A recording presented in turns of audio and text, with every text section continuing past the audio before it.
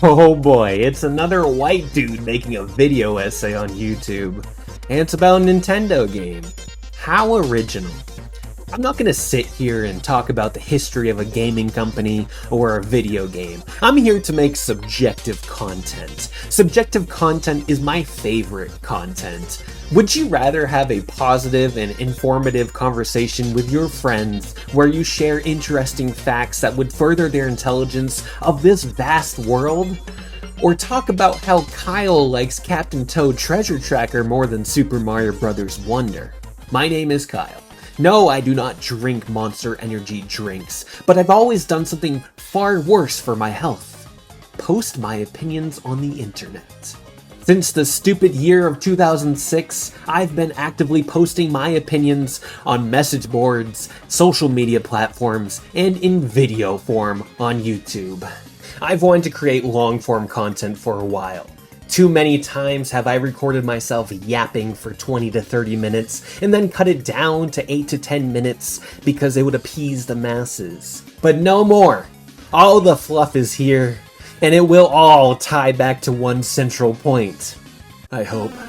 I struggled trying to find a topic for this video, but I discovered that the best starting point for me is to talk about a relevant and beloved game, and tear apart a character from it, and make sure it's a woman so people think I'm a misogynist. I don't hate women, I love women. So I picked a game every Nintendo fan and RPG hater loves. Paper Mario: The Thousand Year Door. And my point is, Koopie Koo from Paper Mario: The Thousand Year Door is the most vile Mario character. Is Koopie Koo the worst character in the Mario franchise? No way. There are far worse. Think of how much property damage Bowser has caused over the years. Remember the devastating blow to Mario's character thanks to Shadow Mario in Super Mario Sunshine? And then there's Dementio. How do you say his name? Domino! He's a villain. So no, Koopie Koo is not the worst, but I have a meaty bone to pick with her. I've always wanted to talk about my deep love for the Paper Mario series in video form. All my life I've held Paper Mario 64 and Paper Mario: The Thousand Year Door in high regard. One of my college roommates and I frequently discussed Paper Mario: The Thousand Year Door's brilliance.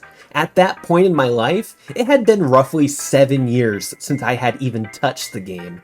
For the following 7 years, I did not touch it. But in 2021, I finally revisited Paper Mario: The Thousand Year Door and played it in full for the first time in 14 years. This playthrough sparked many opinions I felt compelled to share in a video. But I never knew how to approach the idea uniquely. There are loads of Paper Mario: The Thousand Year Door retrospectives or retrospectives about the Paper Mario series as a whole. While that'd be fun for me to make, I'd rather dive further into this niche, focus on one specific NPC, and talk about how awful they are while branching into other elements from this beautiful piece of entertainment.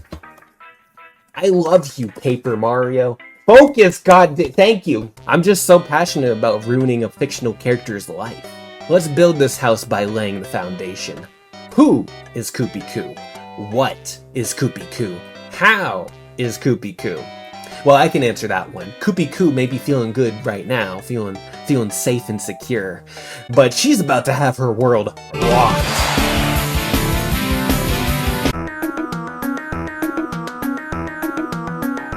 Koopie Koo only has 43 dialogue bubbles, and yet I can make a video nearly half as long as the fastest any % speedrun of Paper Mario: The Thousand Year Door, solely talking about these 43 dialogue bubbles.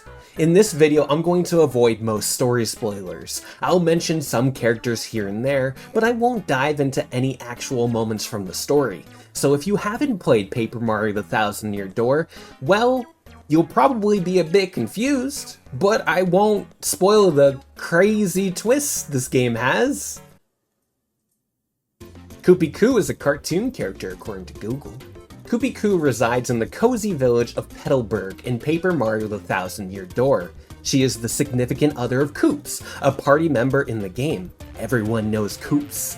He's a Koopa with a blue sweater and the Band-Aid on the nose, the remarkably less cool Koopa companion in the Paper Mario franchise. Yeah, that Koops. Koopie Koo is his GF. What is their ship name? Koops Koo? Koopsie? I like Koopsie. I want to look like Koops, right? Are you ready? Oh, jeez. Okay, we're good. We're good. There it is. You see that? That's Pikachu. You see Pikachu? I only had Pokemon Band-Aids, but I got Pikachu. It's like the random Pokemon. This one's Bulbasaur. I like Bulbasaur more than Pikachu. I searched long and hard for an official description of her character, but Nintendo never provided one. I looked through multiple Nintendo Power issues, the game's manual, the Prima guide, and old press releases. Nothing. Although I did find a pretty funny review of Paper Mario the Thousand Year Door in Nintendo Power. Hardcore RPG fans, wait for Bait and Kaitos. Everyone else, plan on following the most hilarious yarn spun in years. Its turn-based battle system, with its crazy influx of Twitch game control, also sets PM apart from serious RPG fare. Thank you, Steven, for calling Paper Mario a super casual RPG. You're right. Also, Bait and Kaitos being mentioned in the same breath as Paper Mario is actually inspiring. Like an important email, we'll circle back to this later. Without an official description of Koopie Koo from Paper Mario the Thousand Year Door, the best we can look at is the catalog from Goombella. That's Koopie Koo, a local Petalburger. Props to the writers who made Petalburger a thing. That's some A+ writing. She seems to be Koops' girlfriend. Gosh, she's really cute. And she seems to have a good head on her too. Thing is, because she's smart, she kinda mothers Koops a little bit. There's a lot to unpack here. First, I'd like to cover how Goombella said Koopie Koo is cute. I agree. I think her design is excellent. It's much cooler than Koops. I love the 1980s getup. She definitely saw the Barbie movie, rocking the pink clothes and the ponytail. Her design is one of the best in the game. Goombella's following line discusses how Koopie Koo's got a good head on her, and how she's smart. But then Goombella can't help but be a shady bitch and end on a subjectively negative note. She kinda mothers Koops a bit. I don't think many would call this a negative trait, considering how many comments I see about dummy mommies on the internet. But Goombella makes it sound like Koops doesn't need a dummy mommy. Wrong! From the Prima guide of Paper Mario the Thousand Year Door, Koops is a timid Koopa who wants to be tougher for his girlfriend, Koopie Koo. Koops wants to make his dummy mommy proud, and there's nothing wrong with that. I have more to say about Koops later in this essay, but for now, let me share my Twitter findings. While researching things about Koopie Koo, I searched Twitter out of curiosity. Of course, I found plenty of pornography of Koopie Koo, but most importantly, I found a Koops role-playing account from 2014. Some of these tweets made me nostalgic. I didn't choose the Koopa life chose me. We'll beat the Shadow Queen, hashtag before LeBron decides. Damn, this Madame Flurry can blow. Lol JK, she ain't for me, she a bae though. Hashtag Koopin' it real. Please like and subscribe if you were alive in 2014. This Twitter account will be relevant later. I also found a good tweet from @PistonFists in 2012. Yeah. Oh yeah. Remember everyone, when researching a topic, search Twitter, and you'll find all the answers you need. I still haven't made a strong case for why Koopie Koo is vile. So far, I've defended that she's an excellent motherly partner for Koops. But there's more to her than that simple tattle description. In the wise words of Professor Frankly, never trust a book by its tattle. That is why there are so many tattle descriptions in his wastebasket. Because there was no official description on Koopie Koo, I traveled to the closest thing to the modern Library of Alexandria, the Super Mario Wiki. As noted on the Super Mario Wiki, Koopie Koo is an overprotective girlfriend, similar to Lakalulu. I find this to be a very foolish comparison. Let me explain why.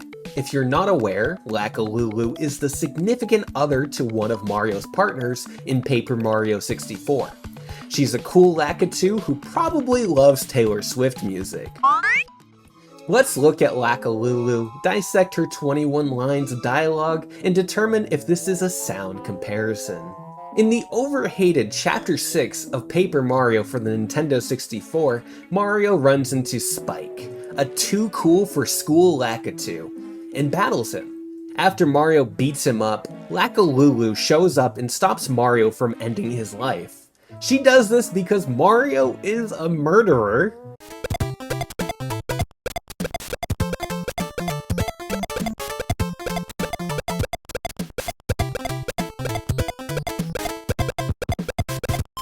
He has murdered at least 32 Lakitu up to this point in his career. So you know what?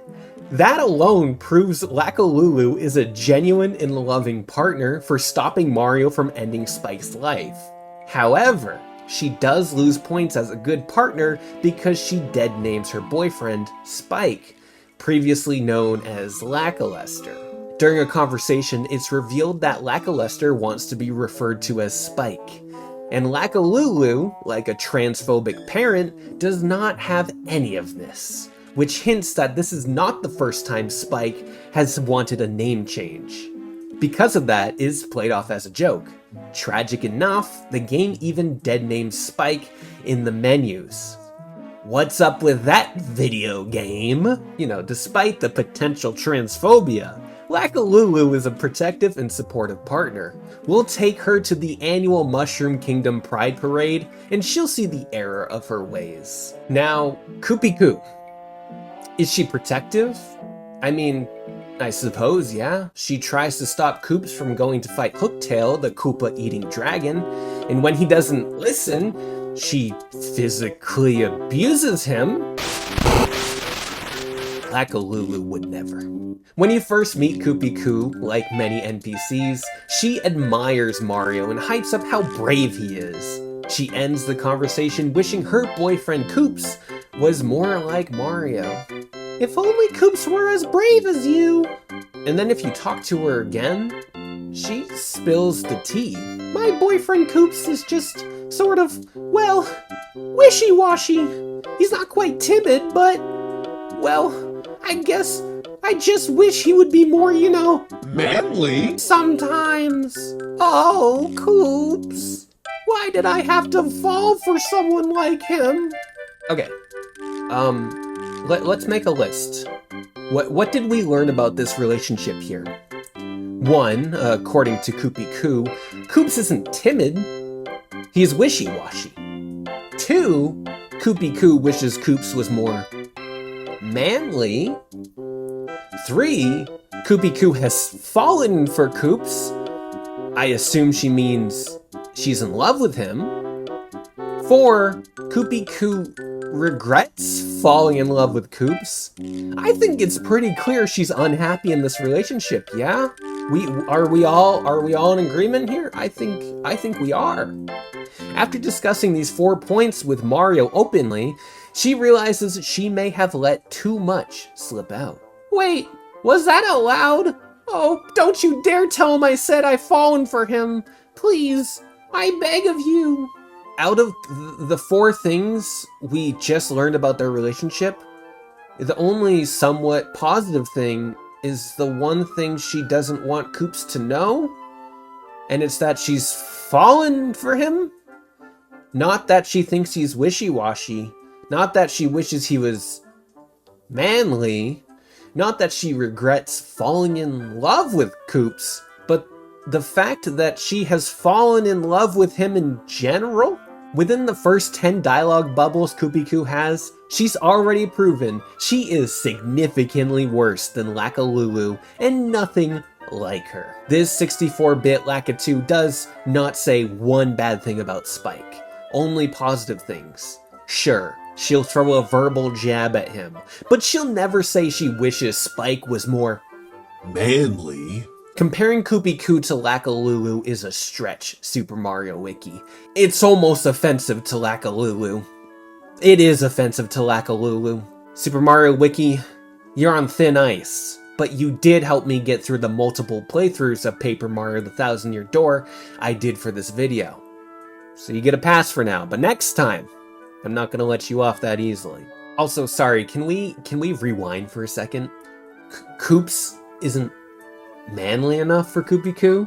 Manly appears 4 times in Paper Mario the Thousand Year Door. Once said by Koopie Koo, once by Beldum, once by a woman in Twilight Town, and once by Flurry. So let's review. Beldum is a villain. The woman in Twilight Town is wildly unlikable. Flurry, well, wait until my video about her. The horny ghost who haunted children's dreams. I'm children. Koopie Koo's usage of it is the one I want to highlight today.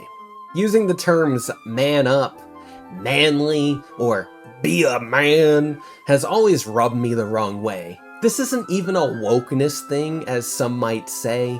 I simply do not like hearing people say it. It supports toxic masculinity, and using the gender man in this context insinuates that every other gender is inferior to man. It's anti-equality, and I think that is certified cringe. I watched Man Up, a movie starring Lake Bell and Simon Pegg nearly a decade ago. In the film, 2 emotionally stuck individuals go on a date. It's a pretty traditional romantic comedy. They go out for drinks, they go bowling, and go dancing. Plenty of wacky moments happen during their time together. There's a fun twist, and I won't spoil it in case this movie has been on your bucket list for 9 years, similar to how The Good Dinosaur has been on mine. But 56 minutes into the movie, the characters finally recognize their flaws and are motivated to change themselves after Simon Pegg's character tells Lake Bell's character to man up. You need to man up, Nancy. I was immediately taken out of the movie and filled with frustration. Since then, hearing that term has annoyed me, and I think of this movie each time I hear that phrase. Which is fine. It's a fine movie. I gave it 2.5 stars out of 5 on Letterboxd. It's alright. Whenever a friend says, Man up, or be a man, I bring the anti-equality reason up, and they tell me I'm taking things too literally. That's just a saying, and that's not that deep. Well, sorry for taking things too literally. I guess I won't take anything said literally anymore. What's up? I'm dying. I'm dying of laughter too! Enough gender talk. Let's talk about Koopie Koo again. The next time Koopie Koo has something new to say is after Mario and Goombella get the stone keys for Hooktail's castle. I don't know why, but Koops has been acting odd lately. What could be bothering him? Probably nothing. He's always tweaked about something. Tweaked is such a silly word. I looked it up on Merriam-Webster to ensure I was reading the room correctly because sometimes I am illiterate when it comes to reading rooms. And just reading in general. Let's really hammer home that this is a video essay by reading you a definition. Tweak. To make usually small adjustments in or to. To injure slightly. To pinch a person or a body part. Lightly or playfully, to pinch and pull with a sudden jerk and twist, annoy, bother, to criticize, especially in a sly or sharp manner, to poke fun at. In this situation, Koopie Koo definitely means annoyed or bothered, which sounds kind of mean. Maybe I wouldn't view this as a rude comment, but pairing it with how she talked about Koops earlier has me thinking, once again, that this woman is wildly unhappy in her relationship and doing nothing about it. Instead, she's taking it out on Koops, who deserves better. Immediately after this conversation, Mario leaves Petalburg, and Koops, like a whimpering dog, begs Mario to take him along to slay a dragon. After Mario agrees, the one and only Petalburger shows up, Koopie Koo. I thought I heard you say you're off to fight Hooktail, but you're joking, right? I mean, you're not exactly a powerhouse. He'll eat you up. I know, Koopie Koo, but I want to be tougher. For you. So I have to do this. No, Koops, you don't. I mean, going off to some dangerous place, it's stupid. So what if you're timid and sort of a crybaby? I don't care about all that. I just want you to be you.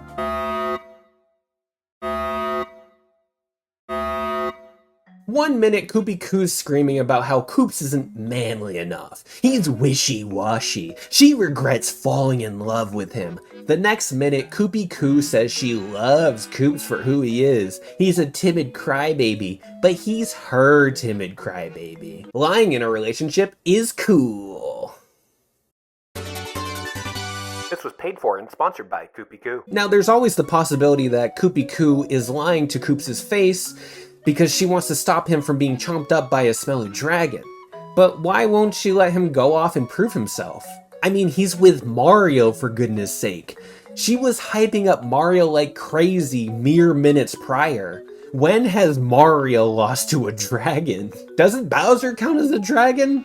I get he's supposed to be like a turtle, but he's a dragon turtle, yeah? So I'm just Googling. Okay, on my favorite website, Quora, Florida resident Daniel Quinlan says Bowser has characteristics of both dragons and turtles. Yeah, so yeah, Mario consistently slays dragons. What's the issue, Koopie Koo? Is Mario gonna lose now? Despite Koopie Koo's lies, Koops states he's going with Mario. Koopie Koo hates this response and physically abuses Koops and Mario by smacking them with her shell. Not once, but twice. There's an argument here about whether it was right for Koopie Koo to lie to Koops' face. But to attack your partner, regardless of the situation, I don't care what anyone says, but that's never acceptable. If Mario returns to Petalburg, Koopie Koo will apologize for her abuse. Oh, my dear Koops, I'm sorry about before. I overreacted. I won't hold you back. Good luck, sweet Koops. I love you.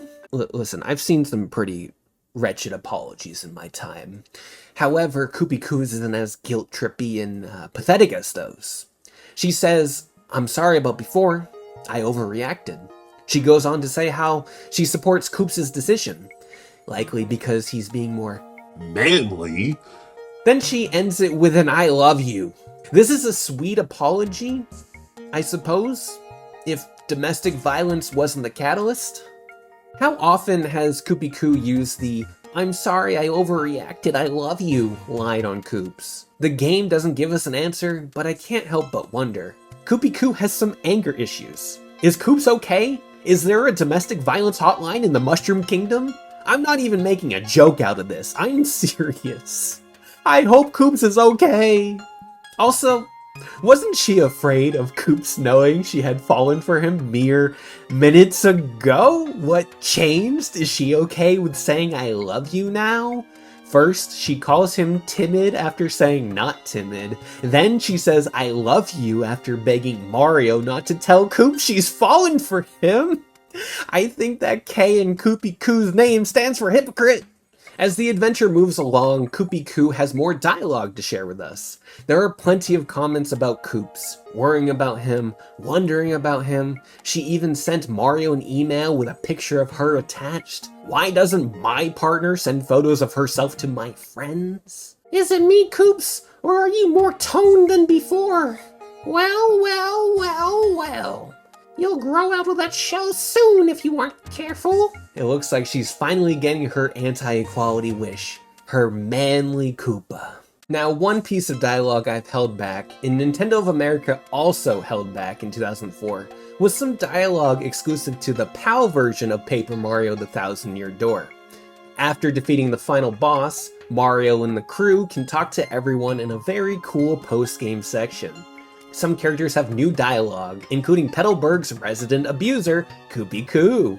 Koops looked kinda mature lately. Pretty cool. But I kinda miss that old timid Koops. Remember how she said Koops isn't timid? It's funny how she calls him timid multiple times after saying he isn't. At the beginning of this video, I said that during my most recent playthrough of Paper Mario the Thousand Year Door, the idea of tearing Koopie Koo down popped into my hollow head. I would have committed, at most, 2 crimes if I had seen this line of dialogue during that playthrough. It's pretty strange how this line is only in the PAL version and not in the American version. I was very curious about it, so I checked the original Japanese script for Paper Mario the Thousand Year Door, and according to trusty Google Translate, this line is indeed present in the Japanese version. I hate that I use Google Translate, but I don't know any Japanese, and I am not spiteful enough to learn an entire language to dunk on a fictional character. I'm spiteful, but not that spiteful. The point that I'm getting at is that Nintendo of America chose not to localize this line. Why? Well, we'll never know, for sure. I mean, it could have been overlooked, or they felt it would have made Koopie Koo's character completely irredeemable. Her character arc is supporting Koops and loving him regardless of his personality. Yes, she got what she wanted because Koops ended up becoming more extroverted and built. But the fact that she began the story complaining that Koops was wishy-washy and a crybaby, and ended up complaining how she misses wishy-washy crybaby Koops she complained about 25 hours earlier. That's not good. She lives a never-ending cycle of unhappiness. She's a tragic character. She is the kind of woman who will never be happy with her life. She is always chasing an unobtainable dream, living in the past, ignoring the present, and not appreciating what she has. She's not good for Koops. Koopie Koo seems like the kind of woman to leave a comment like this on Facebook. Girls, be honest. What's something a guy can do that they don't think is attractive, but is? Not be emotional like a woman. There's such a push for men to open up constantly, and it's okay to cry. Dig into your deep feelings all the time, etc. recently, and it's like, no. Koopie Koo is that woman. I hate Facebook. Koops is an actual golden retriever type of man. What's not to love about him? He's got the blue sweatshirt, some jorts, and the iconic band-aid on the nose trope. Yet she doesn't fully trust him. Oh, my sweet Koops. I wonder if he's forgotten me on his big adventure. Oh, men are so unpredictable. Men are so unpredictable. Okay, I get it. She's hinting at Koops cheating on her, but he's forgotten her, or he's found another hot turtle he wants to smooch. In today's society, according to the Institute for Family Studies, men are the ones who are more likely to cheat in a heterosexual monogamous relationship. I get it. But to think this nerd is getting with another person, or even flirting with another person, would never happen.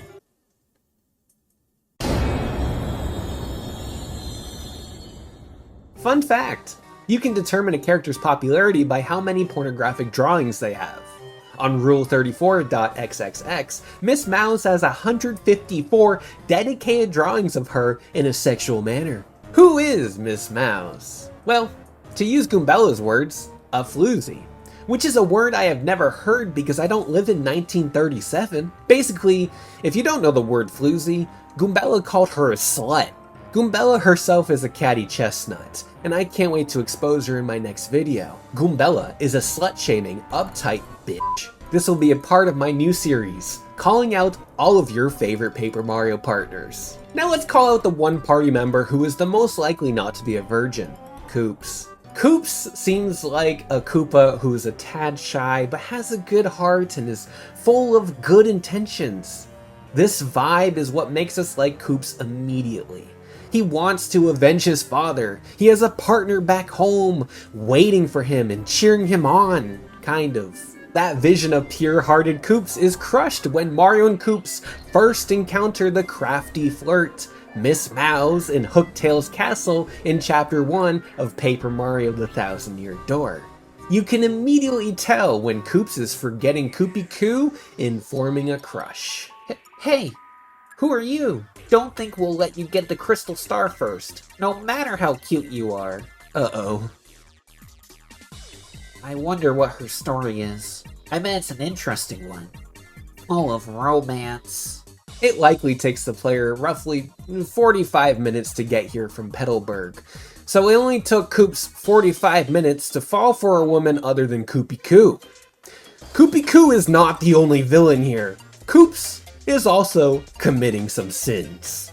Remember that Twitter account I brought up earlier? Miss Mowz is bae. Like, damn, Mowz, you stealing more than some treasure, you stealing my heart. Even at my boy Koops knew that Koops won some of that cheddar. But is Koops the only one forming a crush in this relationship? In an email, Koopie Koo talked about how she's getting close to Koops' dad, and considering how manly and brave he is, maybe they... No. Goombella didn't call her a floozy, so she's obviously not a floozy, and Goombella knows all, right? At least she acts like she does. Despite Koopie Koo being cruel to her partner, I think she's pretty loyal to Koops. Later in the game, when Koops and Mario are in the worst dungeon, the Great Tree, they re-encounter Miss Mowz, and it's incredibly embarrassing how Koops acts this time. Oh, hey, I know you. You're that one girl I never thought I'd see. Wait, listen, I mean, not that I'm happy to see you, but, oh, well, shut up now. She really hit him with the, well, anyway. Finally, Koops and Miss Mowz have one final encounter in the Glitz Pit storeroom. Oh, Miss Mowz, hi there. Are you stealing something again? How exciting for you. He sounds like me when I match with a kleptomaniac on Tinder. Boy, Miss Mowz sure is cute. Too bad I sound like such a dork whenever I talk to her. Koops is spitting facts here.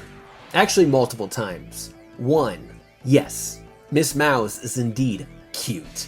She frequented my mind in my youth. 2. Koops does, in fact, sound like a dork when he talks to her. I'm glad he pointed that out because it caused me to go through all 619 dialogue bubbles Koops has in this game to find other interactions with women. I originally planned to count the number of sentences Koops says in the game, but the writers of this game love their ellipses. And they love writing a string of words that end in ellipses without a period before or after an ellipses. Counting sentences would drive me up the wall, so I settled with the dialogue bubbles. In my research, Koops speaks to several women. Hooktail, Flurry, Jolene, Puny Elder, the final boss, Peach 2 times, and Beldum 3 times. During all these interactions, he's completely normal. It's only when this fine slice of cheese shows up does his pussy quiver. If Koops' behavior doesn't make you spam the red flag emoji like my matches do on Hinge, then allow me to present his reaction each time Miss Mowz kisses Mario. Oh my, you're so bold. Is that legal? Again? Why? How? You're so lucky, Mario. Oh, Mario, you lucky dog. Why are you so jealous, Koops? Do you want to smooch too? Even though you're in a committed relationship? Miss Mowz sure likes to kiss Mario. Despite being one of the worst party members in combat, she's an enjoyable character. Arguably my favorite next to Vivian and Bobbery. I love her style. What other partner casually does a backflip? None. Best party member.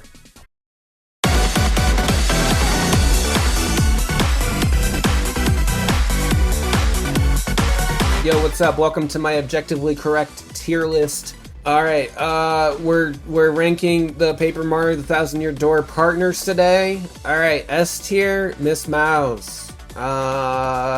Yeah, no, she's great. Kinda hot. Everyone else, down here. Yeah, sorry, you're not Miss Mowz. Anyways, thanks for watching. Be sure to like and subscribe for more objectively correct tier lists. One of the best Miss Mowz moments in Paper Mario the Thousand Year Door comes from one insane side quest. There's a lonely Goomba desperate for some love who asks the Trouble Center to help him find a cute Goomba girlfriend. The game is obviously asking you to show him Goombella, But if you show Miss Mowz to him, he objectifies her. And then Miss Mowz warns him to not go down a dark alley anytime soon. And that's just another example of why she's my scrumptious cheddar churro. I just objectified her. Let's not forget how Miss Mowz is the personification of the horniness found in this rated E for everyone game. And by horniness, I'm referring to the kissing.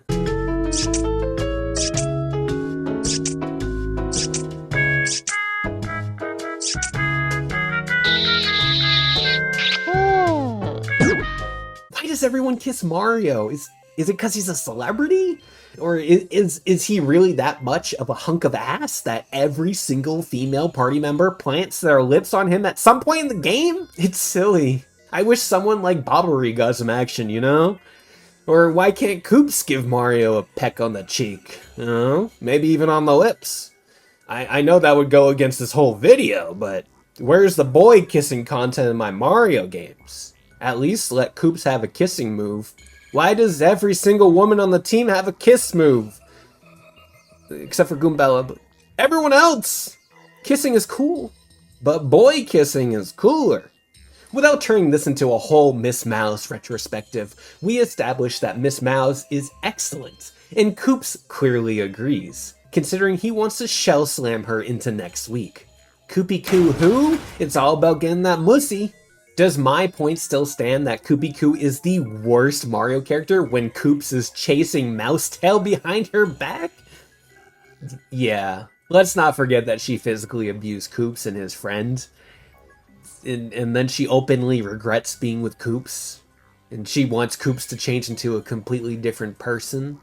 And not to mention in the PAL version, she's never satisfied with Koops, even after he turns into the man she was looking for at the beginning. And don't even get me started on her potential gambling addiction. I won't sit here and dictate what someone in a relationship should or should not do. The boundaries of a relationship are variable for each. There are open relationships, closed relationships, fridge half open relationships, and shared relationships. But based on the 43 dialogue bubbles Koopie Koo has in Paper Mario The Thousand Year Door, I firmly believe she's under the assumption that she and Koops are in a monogamous relationship. So the real question is, how ethical is it to have a crush on someone while in a relationship? Again, every relationship has its unique boundaries.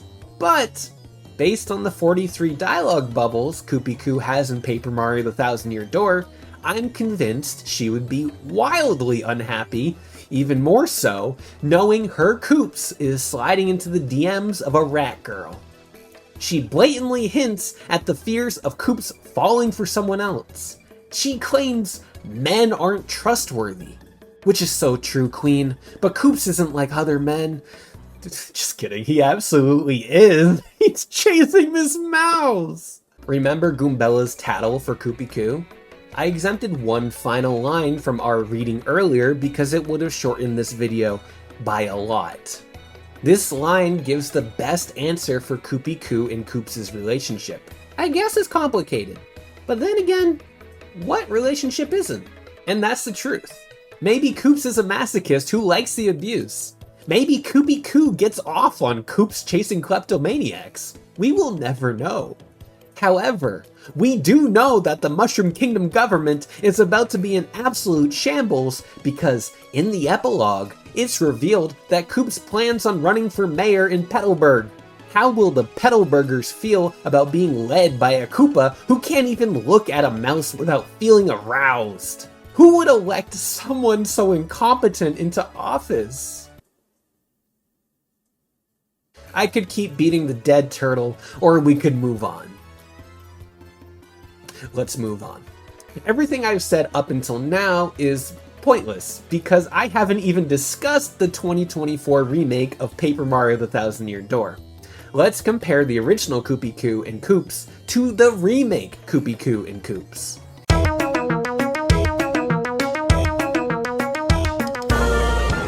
I I finally made this video because of the remake of Paper Mario: The Thousand Year Door, which was released on May 23rd, 2024. Leading up to the remake, I had a lot of hopes I wanted this remake to accomplish.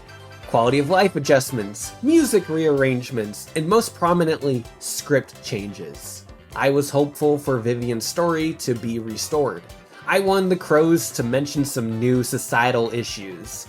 And I fully expected Koopie Koo to have completely different lines.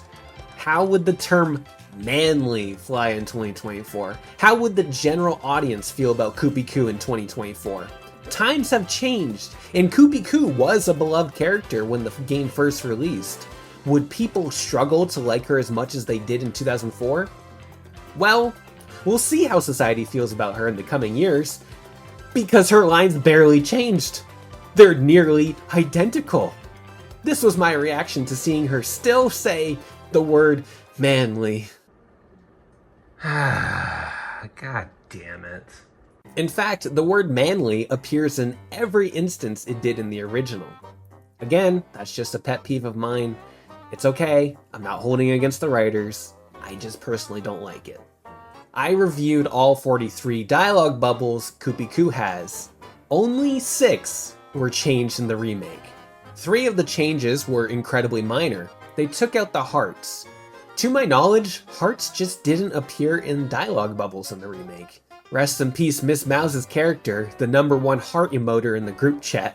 This change is weird, considering the heart character is selectable when typing things in the few times you have to in the game, and it's still there in the Japanese version, so I don't know. Why didn't the English version get this? We'll never know. One of the changes was changing Hooktail's pronouns to she. In the original, she called Hooktail a he, but in the remake, all of Petalburg knows the gender of the serial Koopa-eating dragon. Can't you tell by her stylish buns? The email Koopie Koo sends Koops halfway through the game received a drastic overhaul. I talked about the original email insinuating that Koopie Koo was cheating on Koops with his dad because she went on about how he smells for a whole paragraph. She specifically says, "Your dad Kooply has his own smell," which is kind of a weird thing to say, and it sounds like she's been close to him and sniffing his scent. In the remake, Koopie Koo specifies that the place, Koops' house, is beginning to smell like Koops' dad, Kooply. That's much better. Koopie Koo would never cheat. She'd abuse Koops, but she'd never cheat. And then there's one final dialogue change. Remember when I talked about how the PAL version of Paper Mario: The Thousand Year Door had an additional line for Koopie Koo in the epilogue that murdered her character? Koops looked kinda mature lately. Pretty cool.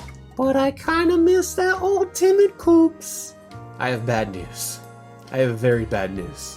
The American version of Paper Mario: The Thousand Year Door remake decided to include this line, although slightly edited.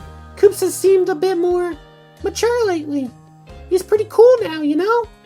But sometimes, when I think about it, I kinda miss the old timid Koops. Remember when she said Koops wasn't timid? I had a sinking feeling that this line would be added in the remake, so I recorded my reaction. Alright, here we go. No, no, no, no, no. No!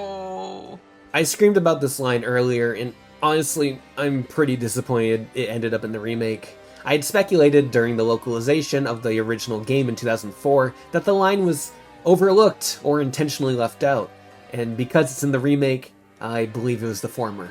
It was just probably overlooked. Tragic character Koopie Koo. Well, with all of her lines mostly intact, how has the public reacted to Koopie Koo in 2024? Well, as I said earlier, Twitter is an excellent source for research. During the launch weekend of the remake of Paper Mario: The Thousand Year Door, I searched Twitter nearly every hour to find out how the general public felt about Koopie Koo in 2024. Here's what I found. This person gets it. What possessed you to say this? Some people really go on the internet and say anything, huh? I'm beginning to think that Twitter isn't a reliable source for research. My podiatrist told me to always find good in a bad situation, so I have found one good thing to say about Koopie Koo in the remake of Paper Mario: The Thousand Year Door. One pleasant surprise that wasn't on my Koopie Koo bingo card: she got a dedicated theme song.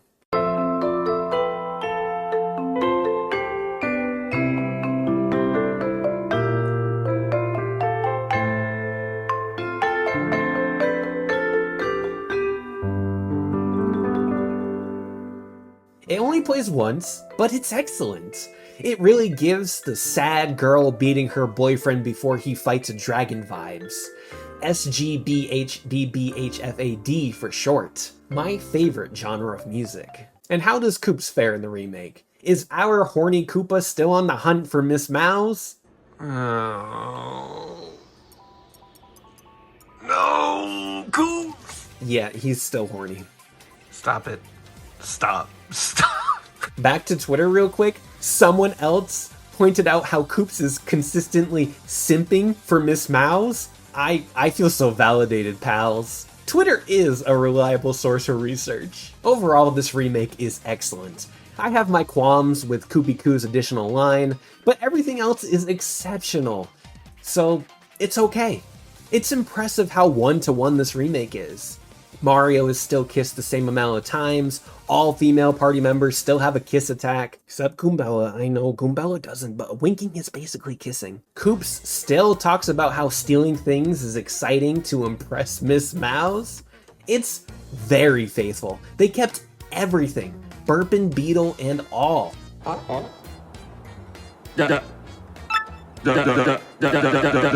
Unlike previous remakes, Nintendo did not mess with the original formula, probably because the Paper Mario fanbase is, well, we'll get to that in just a moment.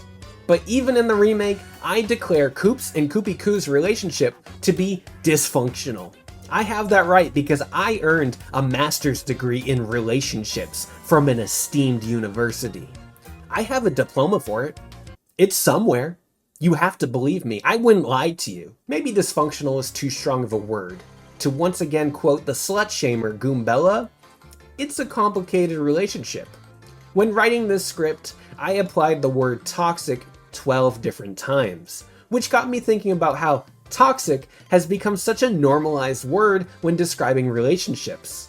I initially called Koopie Koo and Koops' relationship toxic, but complicated is lower stakes and more accurate for Koops and Koopie Koo. So in my first rewrite of many, I actively avoided using the word toxic. I've reserved the word toxic when describing Paper Mario discourse because that's venomous. Paper Mario: The Thousand Year Door's fanbase is one of the most frustrating and nastiest fanbases on the internet. Of course, every fanbase points to another fanbase regarding how nasty they are, but I'm primarily part of the Pandora's Tower fanbase, and nobody points fingers there because there's no one in that community, just me. Play Pandora's Tower, please. Over the years, I've seen so many visceral posts, videos, and images attacking others in the Paper Mario community, specifically anyone who likes a game in the series more than Paper Mario: The Thousand Year Door, and it's just silly. I guess silly is a really, soft word for it. It's just nasty. It's not great. We don't like that. The term Paper Mario trends on social media frequently, and every time I look into it, it's people screaming about either Paper Mario Sticker Star, Paper Mario Color Splash, or Paper Mario the Origami King being garbage video games and nothing like the Paper Mario they like. As a Fire Emblem community survivor, I know that nearly any budding franchise will have a split between new and old fans. Still, Paper Mario fans seem exceptionally aggressive, unfun to interact with, and toxic. And why is that? Well, gamers, I think I've cracked the code. Man, it's hot. Oh, let me just stand up here to...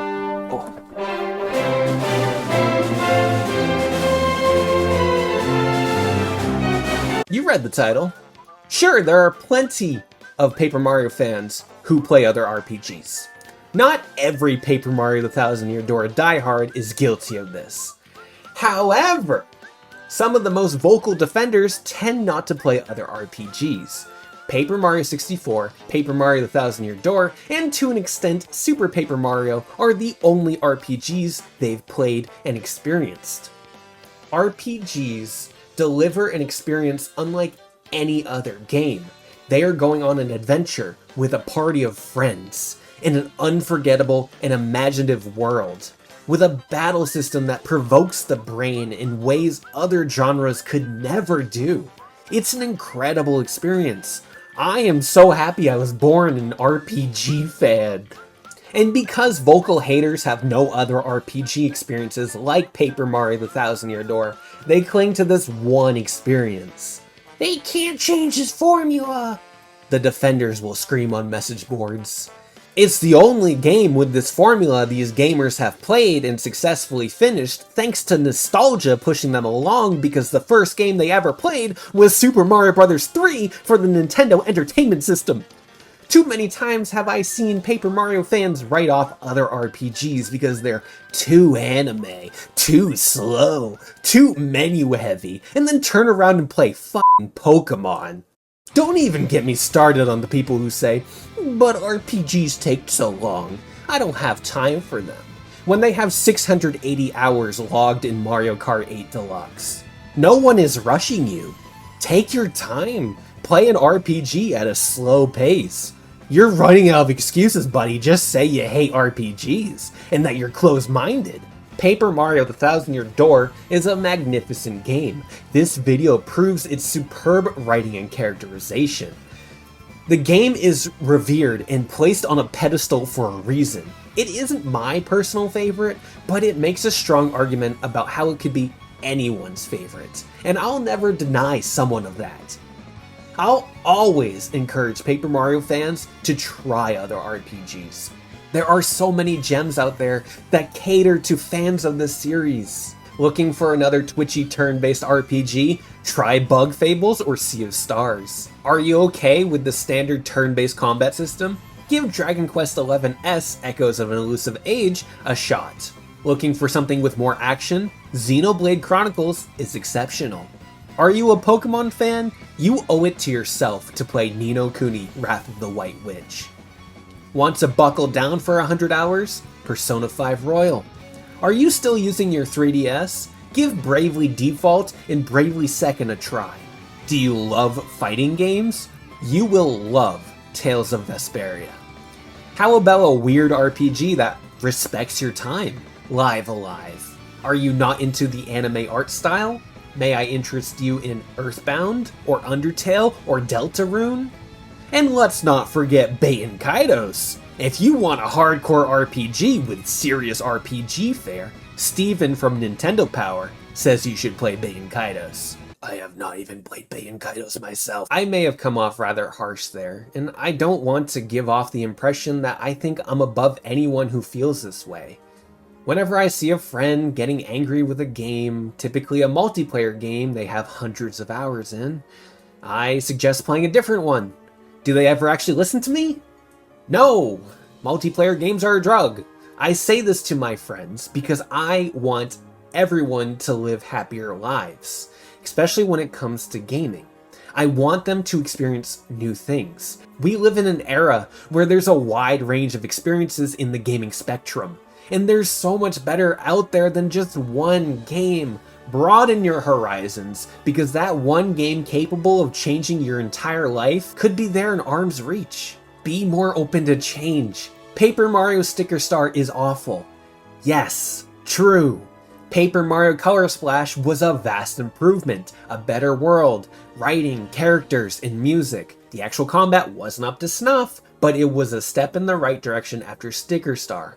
As for Paper Mario the Origami King, I personally believe it would be the best Paper Mario game and one of my favorite games I have ever played if it had the stellar combat system found in Paper Mario the Thousand Year Door.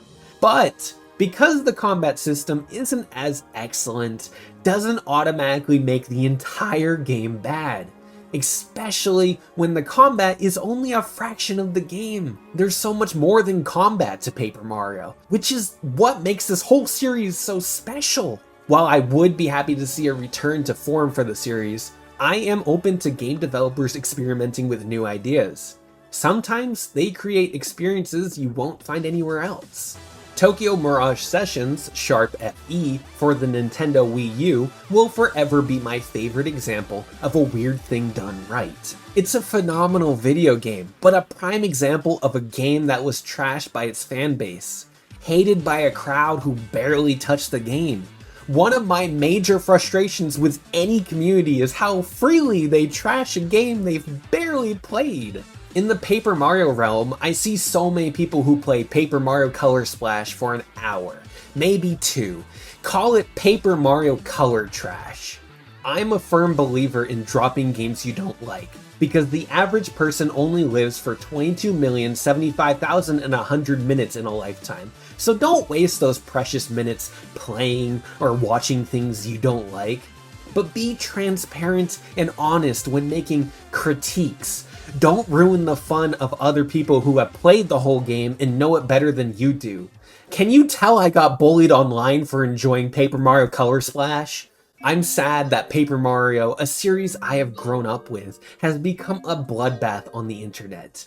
People's irrational anger towards many entries I found joy in has made me avoid Paper Mario conversations. Actually, maybe it hasn't, because here I am at 28 years old, preaching how they should be more receptive and kinder. You know, if Koopie Koo opened her mind and been more kind, then maybe she wouldn't be so miserable and wouldn't be in a, quote, complicated relationship. How dare she say what she said in the PAL version? How dare that get into the remake? Paper Mario the Thousand Year Door has such excellent writing that I can make a video this long about one woman and branch out to 16 different topics. I haven't even touched on other video ideas I could do. Tech's lonely descent into debt by OnlyFans. Mario backs sexist Toadsworth, fixed in the remake. Paper Mario's tragic and explosive widow. Toadette's personality that's stuck in tutorial purgatory. Or Rogue Port's Mafia, the Don Pianta story. I likely won't make any of them, but Paper Mario the Thousand Year Door is wealthy in video topics because it's a damn good game. I've proved today that there's much meat to find in the world of your favorite video games. There's a wonderful YouTuber, Solid Arf, who focuses on NPCs and writing in video games. They highlight the small details that bring a video game world to life. They're really cool, check them out. Also, dialoguetree.net has been a lifesaver for me. That website has documented every possible line of dialogue found in Paper Mario the Thousand Year Door. It's how I found out about the ridiculous PAL exclusive Koopie Koo line. So when you're done leaving your friendliest comments, being angry with me, liking this video, and subscribing, check out those 2 places. I'm done yapping. Everything I said is subjective. My opinion changes every day, so I'm forever a hypocrite. I'll see you in the Pandora's Tower video. See ya, winners.